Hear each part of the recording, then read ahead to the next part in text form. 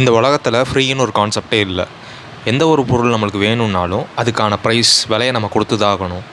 விலைங்கிறது நேரமாக இருக்கலாம், இல்லை பணமாக இருக்கலாம், இல்லை அதுக்கு நம்ம போகிற எஃபர்ட்டாக இருக்கலாம். இந்த வீடியோவில் நம்ம பணத்தை பற்றி தான் பார்க்க போகிறோம். அவர் attitude is blocking the richness. இப்போ ஒரு குட்டி கதை.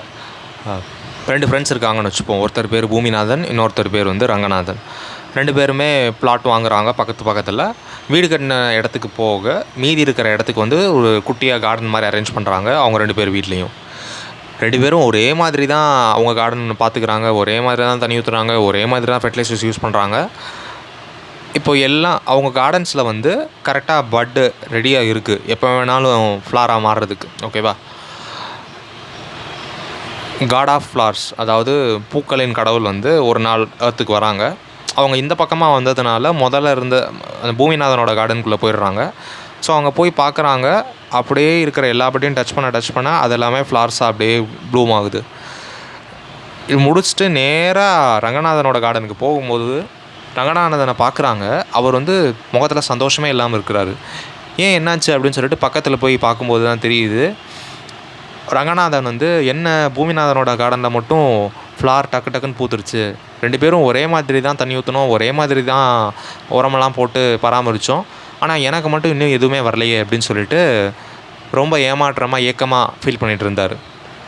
உடனே அந்த பூக்களின் கடவுள் ஓ இவருக்கு பூனாலே பிடிக்காது போல், அலர்ஜி போல் அப்படின்னு சொல்லிட்டு அவர் கார்டனில் இருந்த எந்த ஒரு படியும் தொடாமல் அப்படியே வெளியே போயிடுறாங்க. இதே மாதிரி தான் நம்மளை சுற்றி உள்ளவங்க பணக்காரங்களாக இருக்கலாம், இல்லை அவங்கக்கிட்ட சீக்கிரம் பணம் சேர போகிறதா இருக்கலாம். இந்த மாதிரி சிச்சுவேஷனில் நம்ம அவங்கள பார்த்து பொறாமப்படுறதோ, இல்லை வருத்தப்படுறதோ, இல்லை ஒரு ஏக்கத்தோடு இருக்கிறோங்கிற பட்சத்தில் இந்த ஃபீலிங்ஸ் எல்லாமே நமக்கு வெல்த் சேர விடாமல், அக்குமுலேட் பண்ண விடாமல் தடுத்துருமா. ஸோ நெக்ஸ்ட் டைம் உங்களை சுற்றி உள்ளவங்க பணக்காரவங்களாகிறாங்க, இல்லை அவங்கக்கிட்ட சீக்கிரம் பணம் சேரப்போகுது அப்படின்னா, be genuinely happy and wish them. Working hard to get rich is a life. நம்ம வாழ்கிற வாழ்க்கையே கஷ்டம்தான். எல்லாமே கஷ்டப்பட்டு தான் பண்ணணும். கஷ்டப்பட்டு காலேஜ் போகணும், கஷ்டப்பட்டு வேலைக்கு போகணும், கஷ்டப்பட்டு கல்யாணம் பண்ணணும், கஷ்டப்பட்டு வீட்டை கட்டணும், அதுக்கப்புறம் கஷ்டப்பட்டு பசங்களை படிக்க வைக்கணும். இப்படி சொல்லியே அதோட ரிசல்ட்டாக என்ன ஆயிடுச்சுன்னா, எப்போ நம்ம கஷ்டப்பட்டு சம்பாதிக்கிறோமோ அந்த பணம் மட்டும்தான் நம்மகிட்ட தங்கும். அப்படி நம்ம கஷ்டப்படாமல் சம்பாதிக்கிற எல்லா பணமுமே நம்மளை விட்டு போயிடும் அப்படிங்கிறது தான் நம்ம மைண்டில் ஸ்ட்ராங்காக இருக்குது. சொசைட்டியும் அப்படி சொல்லியே நம்ம மைண்டில் அந்த ஐடியாவை ரொம்பவே ஸ்ட்ராங்காக இம்ப்ளான்ட் பண்ணிட்டாங்க. பட் ஆக்சுவலாக அது அப்படி இல்லை. சரி, கஷ்டப்படாமல் பணம் சம்பாதிக்கிறது மூலமாக நம்மளால் பணக்காரன் ஆக முடியுமான்னு என்னென்ட்டு நீங்கள் கேட்குறீங்கன்னா, கண்டிப்பாக முடியும். அது எப்படி நான் சொல்கிறேன். இந்த உலகத்தில் படைக்கப்பட்ட எல்லா ஜீவராசிகளுக்கும் ஒரு பர்பஸ் அப்படின்ட்டு ஒன்று இருக்குது. அதை நம்ம கண்டுபிடிச்சிட்டோங்கிற பட்சத்தில் அதுக்கப்புறம் உள்ள ஸ்டெப்ஸ் எல்லாமே ஈஸி தான்.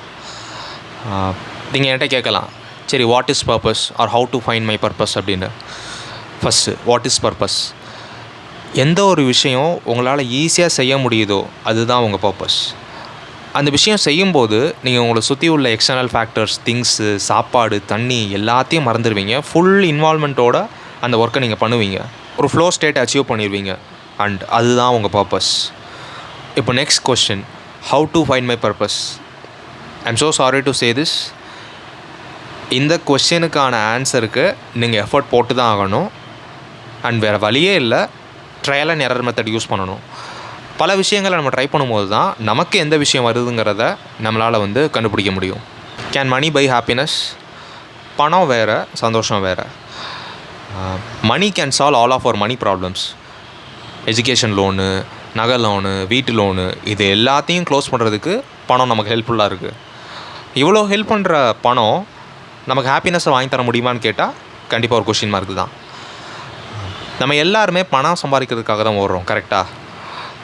அந்த பணம் சம்பாதிக்கிற ஜேர்னியை நம்ம என்ஜாய் பண்ணும்போது, அந்த ஜேர்னி எண்டாகும்போது அதோட பை ப்ராடக்டாக நமக்கு மணியும் ஹாப்பினஸும் கண்டிப்பாக கிடைக்கும். Buy back the time. நம்ம எதுக்கு பணம் சம்பாதிக்கணும்?